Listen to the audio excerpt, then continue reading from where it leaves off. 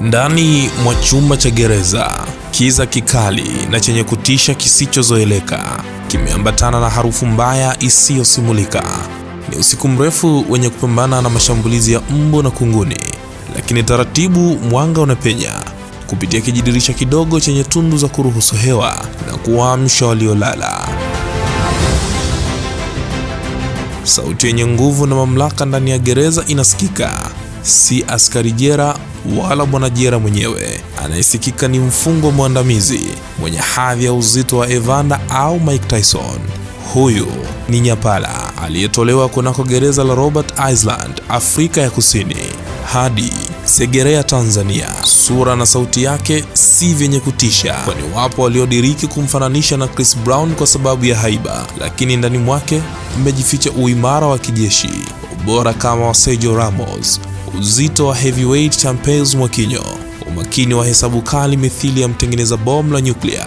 Huyu ni Rushaine De Reuck wa wekundu wa Msimbazi. The Rock ndilo jina alilobatizwa na wanalunyasi wenyewe. Mimi ninamuita Nyapara wa ligi kuu ya Tanzania bara.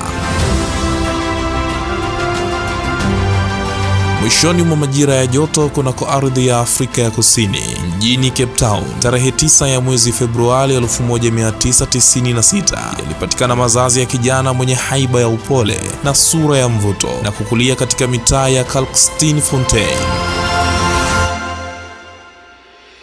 Si tu Mbagara rangi tatu au Kela kwa kina Mwakarobo, hata Washona, Wandebere na Wazuru wa kule kusini mwa Afrika wanajiuliza kijana huyu katokea wapi? Kama ni ardhini, nani alimchonga? Kama ni angani, ni sayari gani inahusika? Kila safari haikosi miiba njiani. Ugumu, uchovu na kukata tamaa huonwa na wale wasio na mioyo ya uvumilivu. Kwa Rushaine, kuanzia makuzi yake hadi kuufikia mpira ilikuwa ni tofauti kidogo. Acha nikusimulie swahiba. Makuzi yake ya soka yalianzia nyumbani kwao Cape Town, kunako akademi ya soka ya ASD.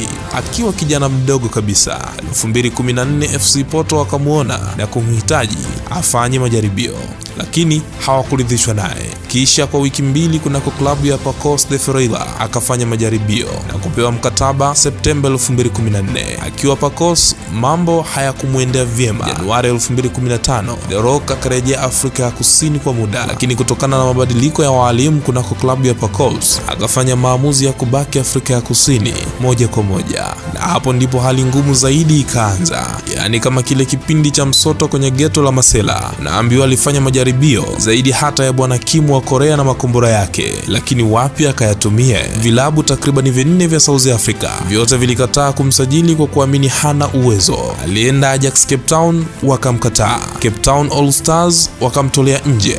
Milano United hawakumuona kuwafaa. Hata Mbombela walitikisa kichwa kuashiria sio chaguo lao. Nyapara hakurudi nyuma. Aliamini juu ya kipaji chake. Miguu yake imebarikiwa. Akainyanyua na kuelekea Hellenic ya Championship.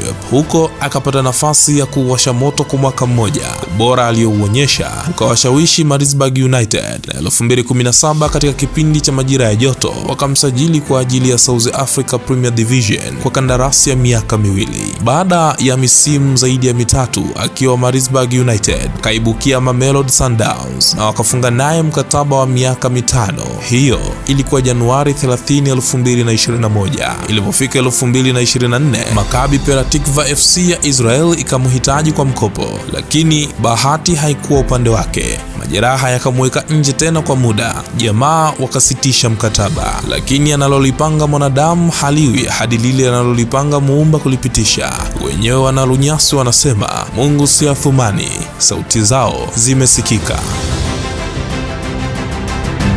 Shukuriwe bwana jela Mo Dewji kwa hili. Pongezi nyingi kwa askari jela Mangungu mwenyewe. Asante Christus Magori, askari wa zamu. Shukran dhati kwako Salimu Abdallah, try again kamishna msaidizi, na timu nzima ya usajili kunako magereza ya Simba. The Rock akatua Msimbazi, vijiwe vikachangamka. Kina mzee Saidi na JB64 wakarushiana maneno. Kispika kikafanya kazi yake. Waliomtambulisha walijificha sura zao, ila leo amekuwa ngao yao. Kile kiza kizito kimeyeyuka, kwani kile kijidirisha ameking'oa, na sasa nuru inapita ndani ya wekundu wa Msimbazi. Wale mbu na kunguni hivi sasa wapo chali, si wasumbufu tena. Ile harufu mbaya hivi sasa yatoweka kwa marashi ya ubingwa. Simba imechangamka. Lile tatizo la kuvuja kwa ukuta wa Simba yeye ameliziba. Hata waliomfananisha na Chris, yes, hawakukosea, kwani kwenye show hakuna mfalme zaidi yake. NBC Premier League imepata ladha ya asali ya Kizulu. Huyu ni chuma kweli, hewani utampenda. Tackling safi mithili ya kwanja, ubavu wake ni uzito wa tanimia. Uzi mwekundu ameutii, mpira nao unatii amri zake. Nyasi zinapata baraka, mashabiki wanaongeza siku za kuishi. Huyu ni beki asiye na mpinzani, hakuna striker anayetamani kukutana naye. Hivi swaiba, kile kimombo cha kina Kamugisha kinavyosema don't judge a book by its cover, huwa mnakielewa kweli? Yaani lile jiwe la pembeni leo limekuwa jiwe kuu unyamani. Utampata wapi kama Rushain mwenye uwezo wa kucheza kama beki wa kati, beki wa kulia na kiungo mkabaji? Kama mnaye, jaribuni tumuone. Rushain The Rock anasimama kama a well decorated NBC Premier League player ndani ya chama la wekundu wa Msimbazi, Simba Sports Club, na huyo ndio The Rock, Rushain The Rock, mwite nyapara.